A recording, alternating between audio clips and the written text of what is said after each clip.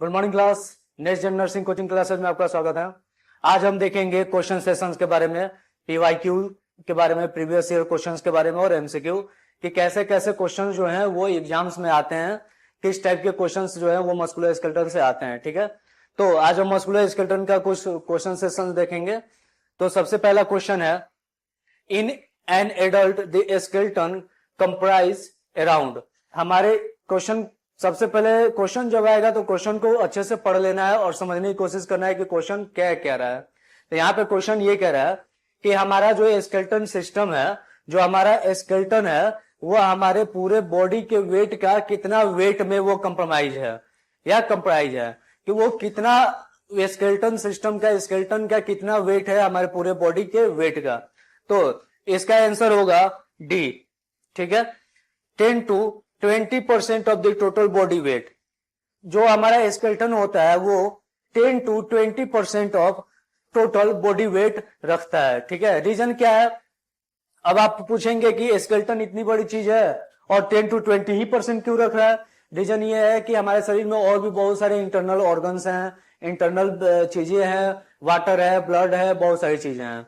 तो इसलिए ये 10 to 20% जो होता है बॉडी का वेट, वो सिर्फ स्केलेटन सिस्टम का होता है। नेक्स्ट हम क्वेश्चन देखेंगे, total number of bone in human body. Simple question है, लेकिन फिर भी बहुत से बच्चे इसमें कंफ्यूज करते हैं। ठीक है, तो total number of bone in human body 206। ठीक है, कोई कंफ्यूजन नहीं होना चाहिए, आसानी से आंसर देना है। Total number of facial bone, जैसा कि मैंने जब स्केलेटन सिस्टम पढ़ा रहा था, जब स्केलेटन सिस्टम की टॉपिक चली है, उस समय मैंने पूरे बोन को पार्टिकुलर अलग अलग पार्ट में बताया है। कौन सा स्केलेटन सिस्टम को दो भाग में बांटा था, एक्सियल में, अपेंडिकुलर में। एक्सियल में कितने बोन आते हैं, अपेंडिकुलर में कितने बोन आते हैं, ये सारा मैंने वीडियो बना रखा है पिछले क्लास में, तो आप जाकर के वॉच कर सकते हैं। अभी हम आते हैं यहाँ पे क्वेश्चंस पे। तो फेशियल बोन, तो ये फेशियल बोन जो होता है, ये फेस की बोन की बात की जा रही है कि कितने बोन मिल करके जो है वो हमारे फेस के बोन को बना रहे हैं। अब इसमें जैसा कि मैंने ज्वाइंट में भी बताया था, फेशियल बोन जो होते हैं वो फाइब्रस ज्वाइंट से बने हुए होते हैं। छोटे छोटे 14 बोन्स जो हैं वो मिल करके फेशियल बोन को बनाते हैं। हमारे फेस को 14 बोन मिल करके बनाते हैं। तो इसका जो आंसर होगा वो सी होगा।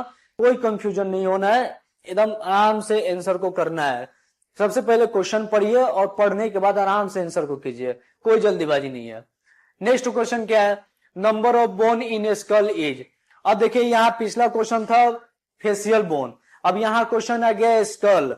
तो अब स्कल, अब यहाँ पे बहुत से बच्चे क्या कंफ्यूज करते हैं, क्या कंफ्यूजन होता है उनको कि स्कल अगर पूछ रहा है तो स्कल का मतलब होता है ये आपका पूरा। ठीक है, अब स्कल में आपका क्रेनियम बोन और फेशियल बोन दोनों ही आ जाते हैं। जो जब स्कल की बात की जाएगी तो वहां पे क्या होता है कि आपका जो फेशियल बोन है और जो आपका क्रेनियम बोन है वो दोनों ही आता है। तो यहाँ पे कोई कंफ्यूजन नहीं होता है। अगर स्कल पूछेगा तो आप सिर्फ क्रेनियम का आंसर नहीं देंगे। बहुत से बच्चे ये कंफ्यूज होते हैं कि स्कल मतलब कि ये बस ऊपर का पूछ रहा है, क्योंकि पिछले क्वेश्चन में फेशियल पूछा था, तो इसलिए कंफ्यूजन नहीं होना है। गलती से ऑप्शन अगर 8 दे दिया तो और भी कंफ्यूजन होता है। ठीक है, तो स्कल की अगर बात करेंगे तो ये 22 होंगे। अब 22 क्यों हो गए? क्योंकि 8 जो होते हैं आपके क्रेनियल बोन है, ठीक है, और फेशियल बोन कितने होते हैं 14, दोनों को ऐड करेंगे तो कितना आएगा 22। ठीक है, तो इसमें कोई कंफ्यूजन नहीं होना चाहिए। नेक्स्ट हम बात कर लें, which of the flowing vertebral bone consist of 5 fused bone. देखिए कितना कंफ्यूज्ड करके क्वेश्चन को बनाया हुआ है कि 5 फ्यूज्ड बोन। हमारा जो वर्टिब्रल कॉलम है उसमें कौन ऐसा पार्ट है, कौन ऐसा वर्टिब्रा का कॉलम है जो 5 हड्डियों से मिल करके एक हड्डी बनाता है। 5 हड्डी फ्यूज्ड रहते हैं, वो एक दूसरे से जुड़े हुए हैं। ठीक है, तो सबसे पहले थोड़ा सा मैं इस पे डिस्कशन कर लेता हूं कि आपका जो वर्टिब्रल कॉलम है उसमें कौन कौन सी बोन्स प्रेजेंट होती हैं। ठीक है, तो C7 सर्वाइकल जो होते हैं वो 7 होते हैं। T12 जो थोरैसिक रीजन होता है वो 12 होते हैं। L5 जो लंबर रीजन होता है वो 5 होता है। देन S5 जो सैक्रम होता है वो भी 5 होता है। देन C4, अब जो कॉकेक्स होता है वो 4 होते हैं। ठीक है, तो यहां पे ये और ये दोनों फ्यूज्ड होते हैं, ठीक है, ये दोनों क्या होते हैं, फ्यूज्ड होते हैं, और ये 5 मिल करके एक बनाते हैं और ये 4 मिल करके एक बनाते हैं, ठीक है। तो जब यहां पे क्वेश्चन पूछ रहा है कि 5 फ्यूज्ड बोन, तो यहां पे जो S5 है मतलब सैक्रम 5 जो है, ये 5 हड्डी मिल करके क्या बना रही है, एक बना रही है फ्यूज्ड होकर के। तो इसका जो आंसर होगा वो डी होगा, बिल्कुल कंफ्यूज नहीं होना है, ठीक है। नेक्स्ट बात कर लें, there are dot dot dot pair of ribs present in human body, ठीक है। तो ये तो बहुत ही सिंपल क्वेश्चन है कि भाई कितने रिब होते हैं जो ह्यूमन बॉडी में प्रेजेंट होते हैं, ठीक है। तो 12 पेयर, ये 5-4 क्लास के बच्चे भी बता देंगे, ठीक है। नेक्स्ट हम बात कर लें, नंबर ऑफ फ्लोटिंग रिब्स। अब चलिए, जब रिब्स का, अब रिब्स से क्वेश्चन आ रहा है तो रिब्स को समझते हैं। हमारा जो रिब्स होता है, हमारे जो शरीर में रिब्स होते हैं वो 12 पेयर के बने हुए हैं। हमारे जो शरीर में रिब्स होते हैं वो 12 पेयर से बने हैं, मतलब 12 इस साइड है और 12 इस साइड है, जो रिबकेज है हमारा, ठीक है। अब यहाँ जो रिब है, तो रिब को 3 भाग में बांटा गया है, रिब्स को 3 पार्ट्स में बांटे गए हैं। कौन कौन से, तो ट्रू रिब्स, फॉल्स रिब्स और फ्लोटिंग रिब्स, ठीक है। तो यहाँ पे जो क्वेश्चन है वो क्या है, फ्लोटिंग रिब्स, कि फ्लोटिंग रिब्स कौन कौन से होते हैं, ठीक है। तो यहाँ पे जो आंसर होगा ये ए होगा, 2 पेयर। लास्ट का जो 11th और 12th जो रिब होते हैं वो फ्लोटिंग रिब्स होते हैं। लास्ट का जो 11th और 12th जो बोन होता है वो दोनों क्या होते हैं, फ्लोटिंग रिब्स होते हैं। तो इसलिए 2 पेयर्स, 2 पेयर का जो बोन होगा वो फ्लोटिंग रिब्स होता है, ठीक है। नेक्स्ट हम बात कर लें फॉल्स रिब। अब भाई फॉल्स रिब कौन कौन से होते हैं, तो फॉल्स रिब जो होता है, जैसे जो ट्रू रिब है वो कितने होते हैं, यहां पे मैं आपको थोड़ा सा बता दे रहा हूं, TF और F, ठीक है। ये फ्लोटिंग हो गया और ये हो गया आपका फॉल्स। ट्रू रिब्स जो होता है वो 1 to 7th होते हैं, ठीक है। और फॉल्स रिब्स जो होता है वो 8 to 10th होते हैं, ठीक है। और फॉल्स रिब, फ्लोटिंग रिब्स क्या होते हैं, वो 11th और 12th, ये ऐसे होते हैं, ठीक है। तो यहां पे फॉल्स रिब पूछ रहा है, तो ये फर्स्ट रिब है कि सेकेंड रिब है कि 7th रिब है कि 10th रिब है। तो जैसा मैंने यहाँ पे बताया 8 to 10th जो रिब्स होते हैं वो कौन से होते हैं, फ्लोटिंग, सॉरी फॉल्स रिब होते हैं, ठीक है। तो इसका जो आंसर होगा वो डी होगा, कंफ्यूज नहीं होना है। नेक्स्ट हम बात कर लें ट्रू रिब्स। अभी अभी जस्ट मैंने बताया कि 1 to 7 तक की जो रिब्स होती हैं वो ट्रू रिब्स में आती हैं। तो यहाँ पे true ribs are pair in number, यहाँ पे कितने जो है वो ट्रू रिब्स है, तो 7th, जो 1 to 7th है या 7th जो है वो ट्रू रिब्स में आते हैं। नेक्स्ट हम बात कर लें total number of metatarsal bone in the human body. अब देखिए क्वेश्चन पूछ रहा है total number of metatarsal in human body. अब जैसा कि मैंने स्केलेटन सिस्टम का जब क्लास चल रहा था, जब स्केलेटन सिस्टम चल रही थी, तो उस टाइम मैंने बताया था सारी बोन्स के बारे में, metatarsal, tarsal, carpal bone, metacarpal bone. बहुत से बच्चे मेटाटार्सल में और मेटाकार्पल में और कार्पल्स में और टार्सल्स में बहुत ही कंफ्यूज करते हैं, ठीक है। तो जब मेटाटार्सल, जब जो वर्ड है टार्सल, अगर टार्सल जो वर्ड अगर आएगा तो इसका मतलब है कि वो पैर का बात कर रहा है, लोअर लिम्ब की बात की जा रही है, लोअर लिम्ब का बोन है। जो टार्सल वर्ड है वो लोअर लिम्ब में होता है और जो कार्पल वर्ड है वो अपर लिम्ब में होता है। ये कंफ्यूजन में मत रहिएगा, बहुत से बच्चे कंफ्यूज करते हैं, बट ये सिंपल है। तो मेटाटार्सल पूछ रहा है। अब आपको पता होगा कि जो टार्सल बोन होते हैं वो 7 होते हैं और जो मेटाटार्सल बोन होते हैं वो 5 होते हैं इन ईच, ये भी इन ईच, ठीक है, मतलब एक पैर में 7। और ये जो मेटाटार्सल जो होगा वो एक पैर में कितने होंगे, 5। तो 5 और 5 दोनों पैर का लोअर लिम्ब का, ह्यूमन बॉडी का क्वेश्चन पूछ रहा है ना, तो 5 और 5 कितने हो गए, 10। तो यहां आंसर क्या होगा आपका 10, ठीक है। नेक्स्ट बात कर लें total number of carpal bone in human body. अभी अभी जस्ट मैंने बताया कि कार्पल और टार्सल, टार्सल जो है वो लोअर लिम्ब की बोन है और कार्पल जो है वो अपर लिम्ब की बोन है, ठीक है। तो कार्पल कितने होते हैं? 8। अभी पिछले वीडियो में मैंने बताया टार्सल, टार्सल 7 होते हैं, ठीक है। टार्सल जो होते हैं वो 7 होते हैं, बट कार्पल बोन जो होते हैं वो 8 होते हैं। इसमें बिल्कुल कंफ्यूजन में नहीं रहना है। बहुत से बच्चे इसी में कंफ्यूज करते हैं कि कार्पल 7 है और टार्सल 8 है, तो कभी टार्सल 8 है तो ये कार्पल 7 है। तो कार्पल बोन जो होते हैं वो 8 होते हैं इन इच हैंड या रिस्ट, ठीक है। ये रिस्ट की बोन है। जो कार्पल बोन है ये हमारी रिस्ट की बोन है। जब ये अल्ना और रेडियस, जहां पे डिस्टल पार्ट, अल्ना और रेडियस का जो डिस्टल पार्ट है, उसके बाद हमारा कार्पल्स बोन आते हैं, उसके बाद मेटाकार्पल, देन फ्लेंजेस, ठीक है। तो जब ये 8 है तो ये कितने होंगे ह्यूमन बॉडी में? 16।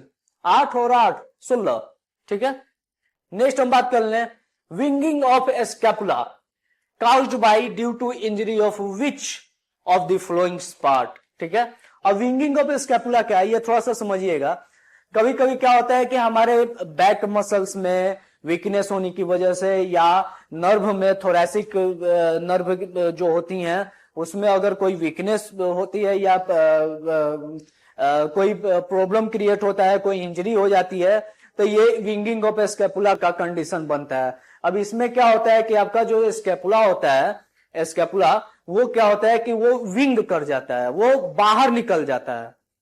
अगर पेशेंट का हम देखेंगे, अगर एनाटॉमिकल पोजीशन में खड़ा करेंगे तो उसका जो एक साइड का स्कैपुला रहेगा वो पीछे की तरफ निकला रहेगा, वो ऐसे बाहर निकला रहेगा, ठीक है। तो उसी को हम विंगिंग ऑफ स्कैपुला बोलते हैं।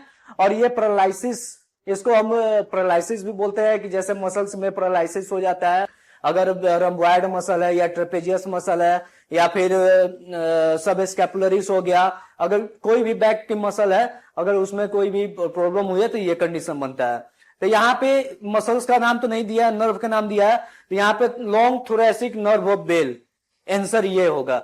जो long thoracic nerve of Bell होता है उसमें अगर पैरालिसिस आती है या उसमें कोई प्रॉब्लम होता है तब ये विंगिंग ऑफ स्कैपुला का चांस बनता है या विंगिंग ऑफ स्कैपुला होती है, ये कंडीशन बनता है।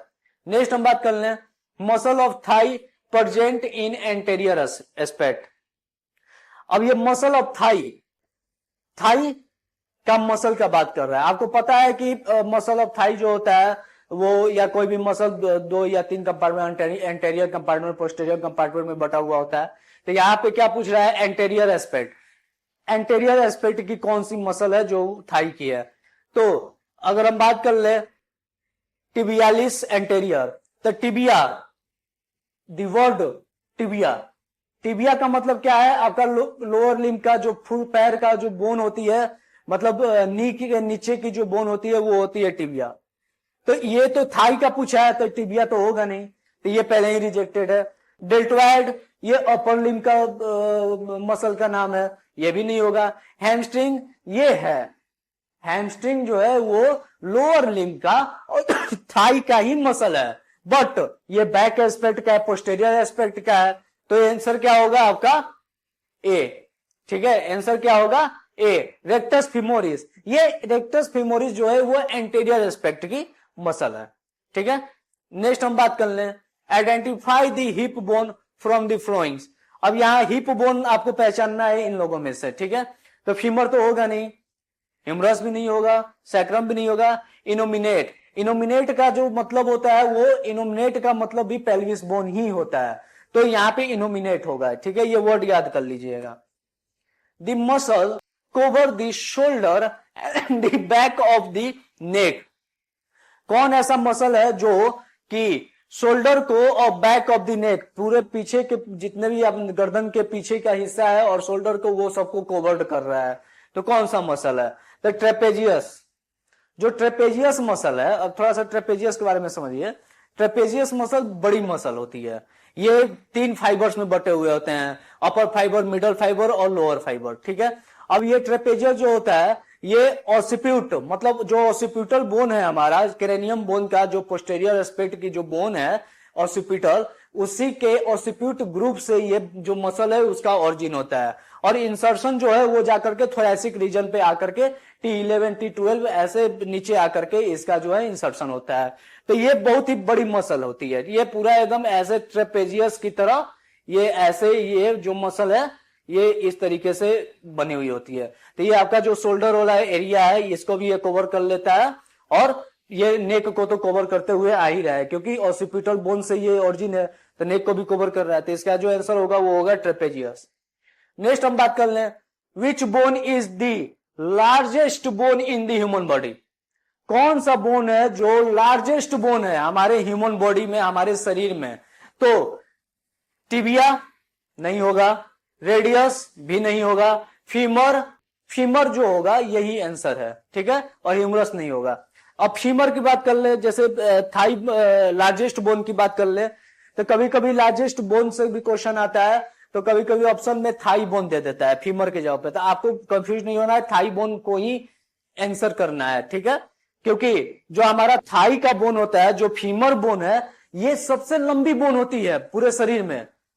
अगर आपके दिमाग में अगर क्वेश्चन ये क्रिएट हो रहा है कि जो वर्टिब्रल कॉलम है वो भी तो लंबा है, वो तो यहाँ गर्दन से लेकर के पूरा एकदम बैक तक है, पूरे बैक को वो कवर किया है, तो हमारे थाई से तो बड़ा है। बट वर्टिब्रल कॉलम की जो बोन है वो छोटे छोटे पीसेस से बनी हुई है, वो एक पार्टिकुलर बोन नहीं है पूरा लंबा, छोटा 26 वर्टिब्रा मिल करके वो बनाती हैं, ठीक है, तो इसलिए वो आंसर नहीं होगा, femur is the correct answer, ठीक है। नेक्स्ट हम बात कर लें, contraction of the abdominal muscle is important in. अब यहां जो क्वेश्चन है ये कह रहा है contraction of the abdominal muscle, जो हमारा एब्डोमिन का मसल है उसका कॉन्ट्रैक्शन कब होगा, किस समय एब्डोमिनल मसल का बहुत ही हाई कॉन्ट्रैक्शन होगा, ठीक है। तो पहला नॉर्मल एक्सपायरेशन, अगर हम सांस लेते हैं, इनहेल कर रहे हैं, इंस्पायर कर रहे हैं और एक्सपायरेशन कर रहे हैं, ठीक है, तो एक्सपायरेशन जब हम इनहेल कर रहे हैं, सांस ले रहे हैं, तो नॉर्मल अगर सांस ले रहे हैं और छोड़ रहे हैं, ठीक है, तो इसमें क्या होगा, कॉन्ट्रैक्शन नहीं होगी। सेकंड क्या है, फोर्स्ड एक्सपायरेशन। अगर हम फोर्स्ड एक्सपायरेशन कर रहे हैं, मतलब कि फोर्स्ड एक्सपायरेशन कैसे होगा, जैसे सांस लिए और पूरा फोर्स लगा करके उसको एकदम एक्सपायर कर रहे हैं, बाहर निकाल रहे हैं पूरा जान लगा करके, तो उस समय क्या होगा, हमारा एब्डोमेन जो होगा वो कॉन्ट्रैक्ट करेगा। तो जो आंसर होगा आपका वो बी होगा, फोर्स्ड एक्सपायरेशन। और ये नॉर्मल इंस्पायरेशन, जो नॉर्मल सांस ले रहे हैं उसमें भी कॉन्ट्रैक्शन नहीं होगा। फोर्स्ड इंस्पायरेशन, अगर आप फोर्स्ड इंस्पायरेशन कर रहे हैं तो भी कॉन्ट्रैक्शन नहीं होगा, क्या होगा, फ्लेक्शन होगा, ठीक है। नेक्स्ट हम बात कर लें, which answer best explain the location of the humerus. कौन सा आंसर है जो ह्यूमरस के लोकेशन को एकदम बेस्ट एक्सप्लेनेशन में बता रहा है। Knee to ankle, lower limb, humerus क्या है, अपर लिम्ब, तो ये तो होगा नहीं। Elbow to wrist, elbow to wrist, तो यहां पे तो रेडियस अलना होता है, तो ह्यूमरस की बात कर रहा है, ये तो होगा नहीं। Elbow to wrist, thumb side, ये जैसे पिंकी साइड और थंब साइड दिया हुआ है, तो पिंकी साइड मतलब आपका लिटिल फिंगर साइड और थंब साइड, ठीक है, तो ये तो होगा नहीं। लास्ट क्या बचा, शोल्डर टू इल्बो, हमारा जो ये शोल्डर ज्वाइंट और ये जो इल्बो है इसके बीच का रिलेशन, तो ये हमारा जो ह्यूमरस बोन है वो हमारे आर्म की ही बोन होती है, आर्म का ही बोन होता है। तो ये shoulder to Ilbo, shoulder to Ilbo की बात कर रहा है, तो ये जो रिलेशन है ये सबसे करेक्ट रिलेशन है, ठीक है। शोल्डर टू इल्बो जो होगा ये करेक्ट आंसर होगा, ठीक है। तो आज के इस वीडियो में बनने के लिए बहुत बहुत धन्यवाद आपका, और ऐसे ही आप बने रहेंगे तो ऐसे ही अच्छी अच्छी टॉपिक के साथ, इजी लैंग्वेज में, ऐसे ही क्वेश्चन सेशन के साथ आपके साथ हम लोग जुड़े रहेंगे और क्वेश्चंस को कराते रहेंगे, ताकि आपको अपनी एग्जाम्स में कोई भी प्रॉब्लम ना हो, किसी भी क्वेश्चन को लेकर के कोई भी कंफ्यूजन ना हो, ठीक है। Thank you. चैनल को सब्सक्राइब कीजिए, वीडियो को लाइक कीजिए। Thank you.